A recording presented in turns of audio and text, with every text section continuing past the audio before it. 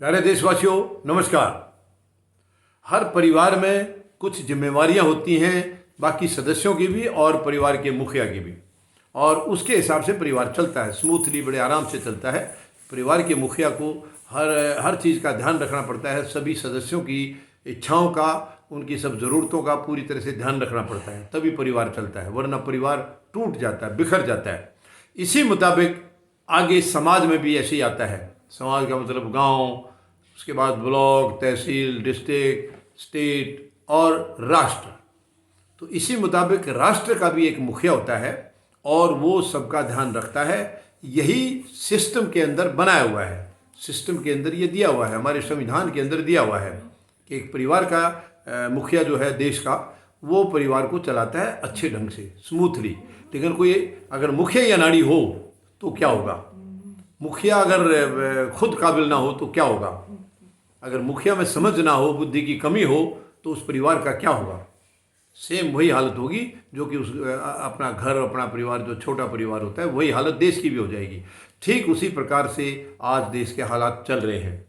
यानी किसानों का एक आंदोलन चला हुआ है जिसको आज 342 दिन हो गए हैं, यानी अब 1 साल होने ही वाला है।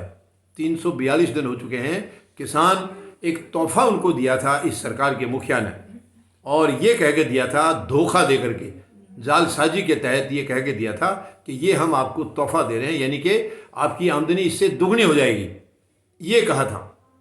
यानी सबसे पहली बात तो वो परिवार का मुखिया के लायक नहीं है, जो भेदभाव करता है, झूठ बोलता है, अपने परिवार के सदस्यों के साथ धोखा करता है, वो परिवार का मुखिया रहने लायक नहीं है।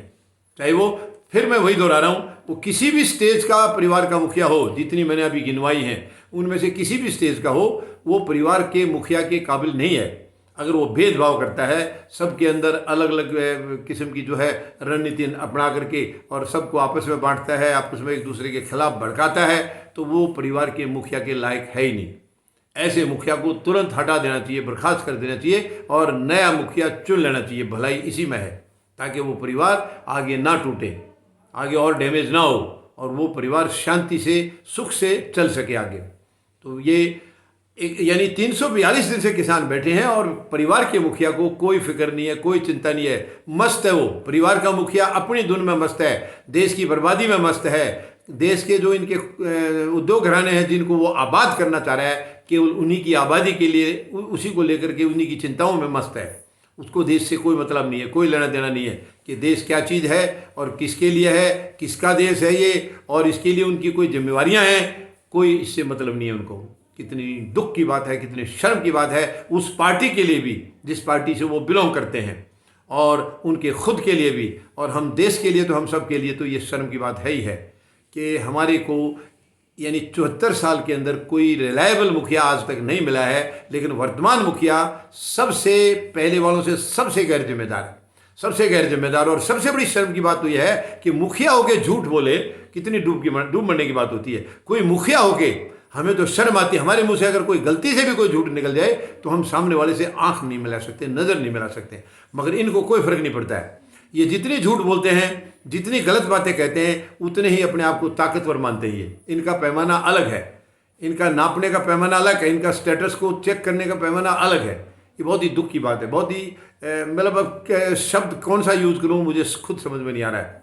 लेकिन अब देखिए, 1 साल से किसान यहाँ बैठे हैं, कितनी मैन पावर बर्बाद की है प्रधानमंत्री महोदय ने, कितनी मैन पावर उनकी, जो यहाँ लाखों किसान बैठे हुए हैं, पूरे देश भर में आंदोलन चल रहा है, और लगातार यहाँ दिल्ली के चारों तरफ लगातार 1 साल से आंदोलन चल रहा है। और इस बीच में कितनी तकलीफें किसान ने झेली है। क्या किसान तकलीफें देने लायक है? क्या हमारा धर्म बनता है उनको तकलीफ देना? जो पूरे देश का पेट भरता है, पूरे देश का पालन पोषण करता है, उसको हम तकलीफ दें? हमें शर्म आनी चाहिए।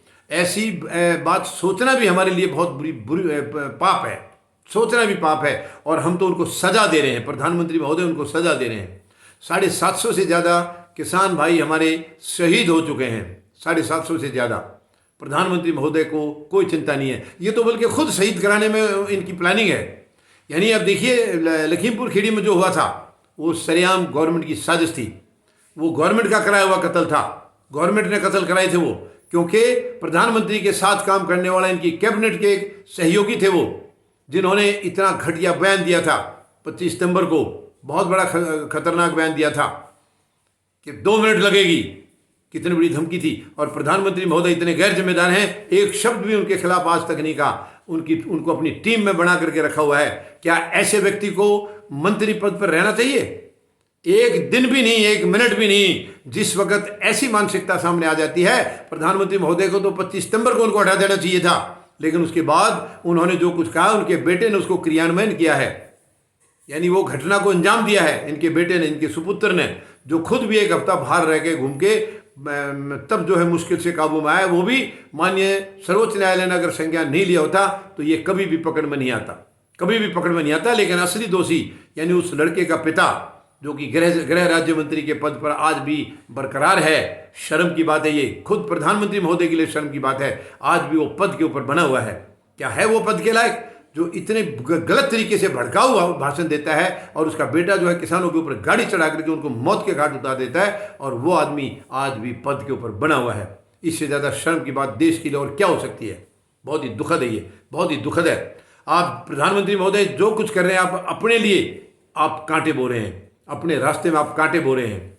ये देश आपको बर्दाश्त नहीं करेगा, क्योंकि ऐसी हरकतों के लिए, ऐसी मानसिकता के लिए हमारे संविधान में कोई जगह नहीं है, कोई गुंजाइश नहीं है, देश के कानून में कोई जगह नहीं है, और देश की जनता के सामने कोई जगह नहीं है।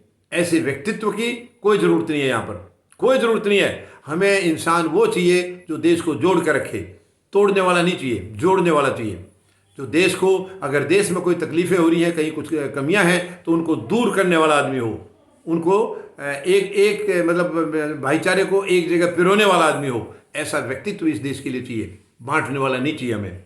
और अब किसान फैसला कर चुके हैं कि जो इनको दर्द दे सकता है, किसान को दर्द दे सकता है, वो आदमी किसी को नहीं छोड़ेगा, किसी को नहीं, वो किसी को सुख दे ही नहीं सकता है। तो अब किसान फैसला कर चुके हैं। कानून चाहे हम बाद में रद्द करा लेंगे, काले कानून को बाद में इसको खारिज करा लेंगे, पहले इस सरकार को खारिज करना बहुत ज़रूरी है, क्योंकि सरकार लगातार डैमेज कर रही है देश को, लगातार। तो देश को डैमेज से बचाना होगा, इसलिए किसानों ने ठान ली है कि अब इस सरकार का समय आ गया है, अब इनको आगे दफ्तर में, प्रशासन में रहने का कोई अधिकार नहीं है।